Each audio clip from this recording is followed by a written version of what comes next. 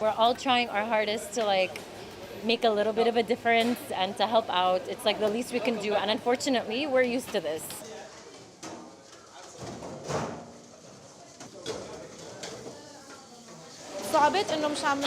The challenge is that we can't keep up.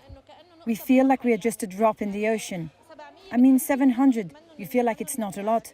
We're distributing 700, and then we hear that there are 1,000 people in need.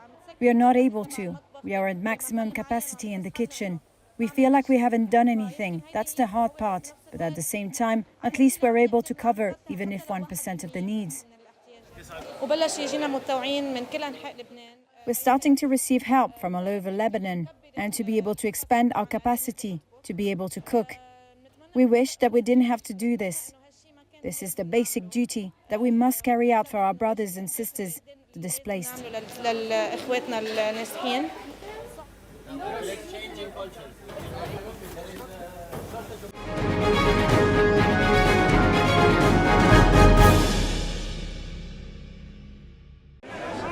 Britain's Maggie Smith, one of the most acclaimed actors of her generation, with a career ranging from Shakespeare to Harry Potter, has died aged 89, her family said on Friday.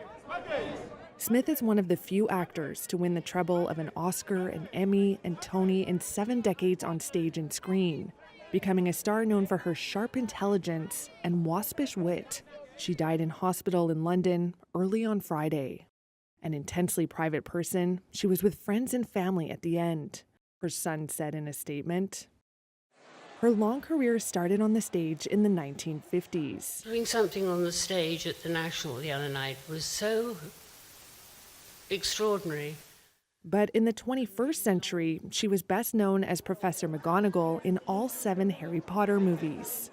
She found further success in her role as the Dowager Countess in the hit TV series Downton Abbey. The role seemed tailor-made for Smith, as the writer of the show, Julian Fellowes, described in 2019.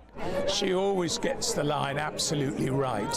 And that is, as you can imagine, very, very rewarding to write for, because you're putting a dart into the hands of someone who'll hit the bullseye every time.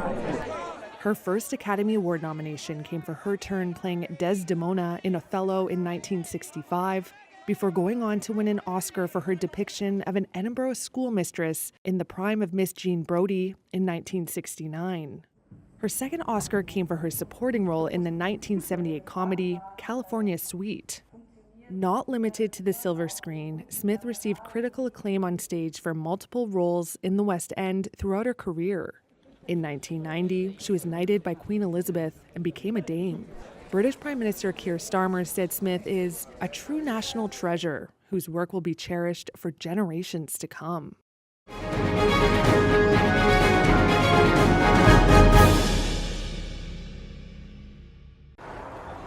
The Catholic Church's failures in responding to sexual abuse by clergy are in the spotlight again during Pope Francis' visit to Belgium.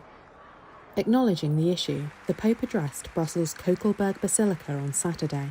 Abuse generates atrocious suffering and wounds, also undermining the path of faith, he said, urging delegates to learn from victims. The pontiff met with victims of abuse on Friday, during which he heard requests for better financial compensation. Survivor of abuse, Anne-Sophie Cardinal, hoped the Pope would make a statement at the Mass he is hosting in Belgium on Sunday. We asked for an increase in compensation for the victims. We didn't talk about the amount as such, but we are clear on the fact, and he is also clear on the fact, that what has been achieved and obtained for the moment is totally inadequate. The Belgian King, Prime Minister, and a Catholic university rector added their voices to calls for more concrete action during their meeting with Pope Francis, whose visit was meant to focus on the 600th anniversary of 2 Catholic universities. Belgian clergy abuse victims have received compensation through a church-established body following a 2010 investigation that uncovered widespread abuse spanning decades. In total, 507 claims from victims of priests were upheld. Settlements ranged from $2,800 to $28,000, depending on the severity of the abuse. But many survivors say the compensation was inadequate and the process lacked transparency.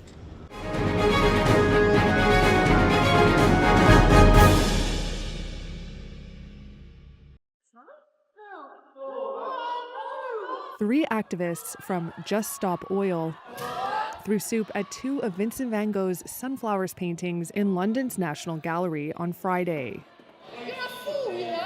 Just after two members of the same group were sentenced to jail time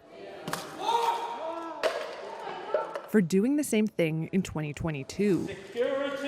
In that incident, two members of the group threw tomato soup at a Sunflowers painting and then glued themselves to a wall. What is worth more, art or life? That's Phoebe Plummer in the video.